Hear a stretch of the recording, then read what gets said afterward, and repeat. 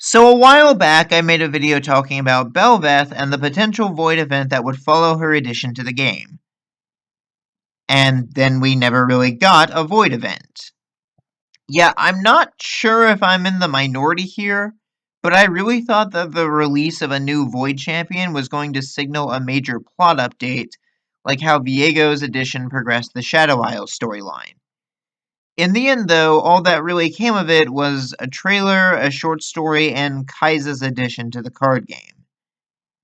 Now, given how badly the last event turned out, I think we were all probably a little relieved that Riot wasn't going to try again so soon, especially considering that the Void is an even bigger threat to Runeterra than the Shadow Isles. Frankly, in a world with at least half a dozen potential apocalypses waiting right around the corner, the Void is the one with the biggest chance of actually successfully bringing an end to Runeterra. It certainly warrants more time and attention than what the Shadow Isles got. But let's back up a bit. What is the Void?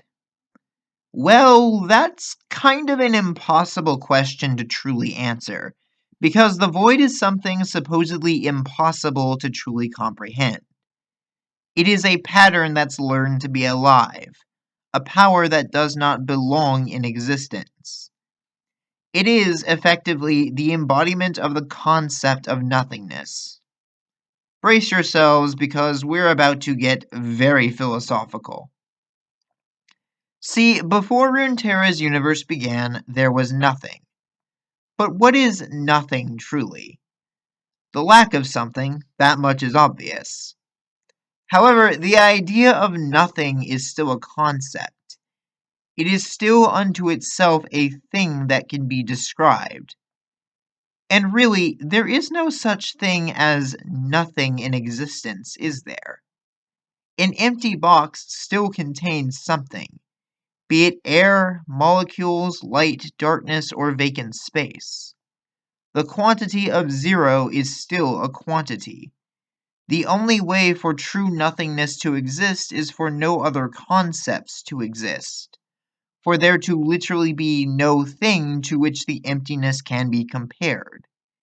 In short, the moment that a universe exists, so too do disparity and comparison, and nothing becomes impossible. So when League's universe began, that original true nothingness was lost. But the idea of nothing became a concept, creating a sort of paradox, as it were. This paradox gave rise to some entities that were less than pleased about their own existence. See, as it turns out, there were creatures present before even the universe itself, but they didn't realize it. They had no sense of self, no identity, and no comprehension of themselves or each other. They lacked comparison, so they drifted in the vast darkness in eternal ignorance, until the universe came into being. The moment they became self-aware, though, these beings loathed the feeling, and desperately sought to destroy the universe, hoping to return to that eternal blissful ignorance. Unfortunately for them, as the entities tried to enter this new universe, they found themselves incompatible with it. They were, after all, living paradoxes from a time and place without laws or meaning. The universe had structure and rules, which contrasted with the very nature of their warped existence. Thus, the entities had no choice but to simply observe and learn, studying that which they despised for a weakness they might exploit. Eventually, they discovered a world called Runeterra, born of the most potent and primal energies this universe had to offer. That would be their gateway. And so the entities became known as the Watchers, while their realm, if it can be thought of as such, became the Void. The Watchers studied Runeterra from beyond the veil of reality itself, learning its rules and discovering how to bend said rules to their own benefit. The Watchers couldn't cross the boundary themselves, but they could use their power to warp Runeterra's life, matter, and energy for their own ends. They began creating monsters we now know as the Voidborn, whose only purpose is to consume and grow ever stronger, so that they may one day devour the universe itself. And yet, recently, something peculiar has happened. This corruption, this fusion of nothing and reality, has created something entirely new. An entity, a creature, said to be the coalescence between the two extremes. When an entire city's worth of people was consumed all at once by a singular void outbreak, the minds and souls of those who presumably perished were melded together with the incomprehensible matter to create a being who named itself, herself, after the city. She is Bel'Veth, the Void Empress. She is the living embodiment of the void, the existential concept of nothingness combined with sentience and the ability to self-actualize.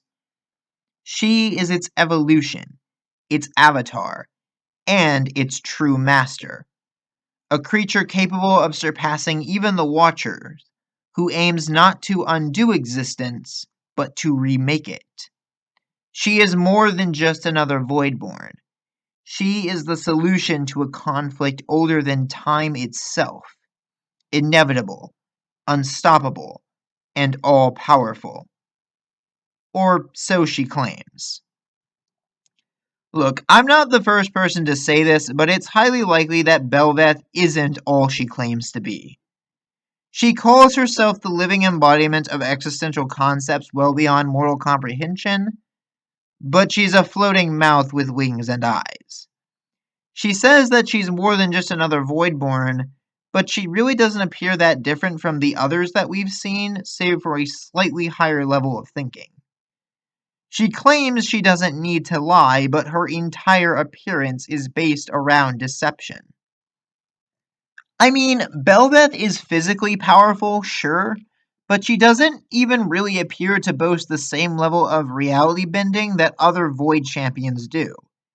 She doesn't create void rifts or conjure things out of its otherworldly energy. She just dashes around, jabs things, and controls the minds of weaker-willed Voidborn. Bel'Veth claims that she's reviewed the entire history of Runeterra, given to her by the minds that fused to birth her, and determined that her victory is inevitable. But she has the collective knowledge of one city. She says that no hero can best her and no weapon can hurt her, but with how many absurdly powerful entities and artifacts there are on Runeterra, I'm sure we can all agree that's probably BS on some level. Really, what sets Bel'Veth apart from the rest of her kind is that she has an ego, a proper sense of self-worth inflated by hubris. Her power doesn't seem nearly as great as she claims it is, and that shows in her interactions with Kai'Sa. Bel'Veth, like so many others, is afraid of the Watchers devouring Runeterra. She doesn't want to return to that endless nothingness. She doesn't want to be erased. Bel'Veth probably doesn't even fully register it herself, but she does acknowledge the Watchers as a threat. She's scared of them. One moment she's boasting that her victory is guaranteed, the next she's bargaining with an enemy for help dealing with the entities technically responsible for her creation. Frankly, I think the irony of this is great, if it's intentional. That's really where the rub lies with me. The writer's intent behind this character. Basically, Bel'Veth is either the embodiment of the void like she and her bio claim she is and fails to live up to the sheer intimidation factor that entails, or she really is just another Voidborn pretending to be something more, in which case they've done a fantastic job with her. The issue is that other Void champions, such as Kai'Sa and Vel'Koz, are so absolutely terrified of her even though Bel'Veth doesn't really feel like she's done much to really earn that fear. She strikes an imposing presence, but does she really have the power to make her ambitions reality? Really, though, I think the biggest question to ask with Bel'Veth is simply, was she necessary? Regardless of whether or not she's everything she claims to be, Bel'Veth is clearly designed to basically be the main antagonist of the Void storyline going forward, which seems kind of redundant, honestly. Like, the Void is its own antagonist, an all consuming eldritch horror trying to unmake reality. It's a paradoxical force that, despite all my earlier ramblings, defies being fully understood by humans and typically drives anyone who attempts to do so mad. Condensing it down into a singular big bad you can fight kind of undermines the unknowable Lovecraftian terror that the Void is meant to represent, deep sea imagery aside. I mean, the Watchers were already right there if we really need to have a big bad the heroes can fight. There's also the issue that Bel'Veth suffers from the same issue all of League's antagonists suffer from. She has plot armor on account of being a champion, so we're never going to see her truly beaten. Remember the Ruined King, anyone? It's hard to imagine Riot ever delivering any sort of payoff that actually sees the Void Empress defeated, especially considering that the Void is still the single greatest threat Runeterra has ever faced, more so than the Shadow Isles or the Darken. You cannot have a repeat of Sentinels if you decide to do a proper Void arc. If Bel'Veth's plans are ever set in motion and her swarm starts devouring Shurima, like Acathia was devoured long ago, regardless of how powerful she is as an individual unit, then nothing less than the entirety of Shurima has to come together to deal with her. The Ascended will need to stop fighting each other for a minute. Sivir will need to stop running and put her Chalakar to use, like Sataka did before her. Kassadin and Kai'Sa will need to share all the knowledge and experience they've got, and Jax and Cassante will need to rally everyone they can to even stand a chance. Hell, if there's ever a time for the aspects of Targon to rally together, it would be a proper Void invasion.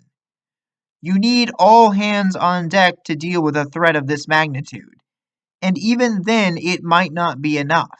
You cannot just have a ragtag group of misfits and weirdos just coming together to drive the threat back this time. That's the true nature of the Void. You can't ever truly defeat it.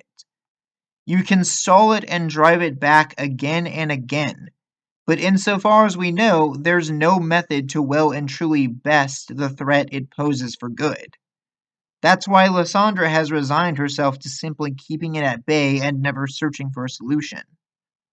Of course, that's not to say there is no hope. The fact that you can fight and even win, if only temporarily, is proof enough. The people of Runeterra have been employing a variety of methods to halt the Void for as long as anyone can remember. So despite what Bel'Veth says, her victory is not inevitable. But the sad truth is that we'll likely never know for sure, because League must always reset back to a status quo, and as epic as a grandiose battle against the Void would be, I don't know if Riot really has it in them to commit to telling that story.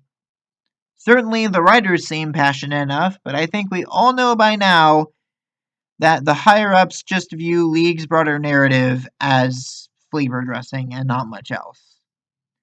As things are, it's just build up to a climax that may never happen, and Bel'Veth will just continue to plot and scheme in her lavender sea for eternity. But hey, maybe I'm being overly nihilistic. No matter how bleak things seem, there is always a shred of hope to hang on to, something that the people of Runeterra know well. So, what do you all think? Do you believe that Bel'Veth is a good antagonist, or was she an ultimately unnecessary addition to the roster? Leave your thoughts and comments down below, and I'll see you all next time.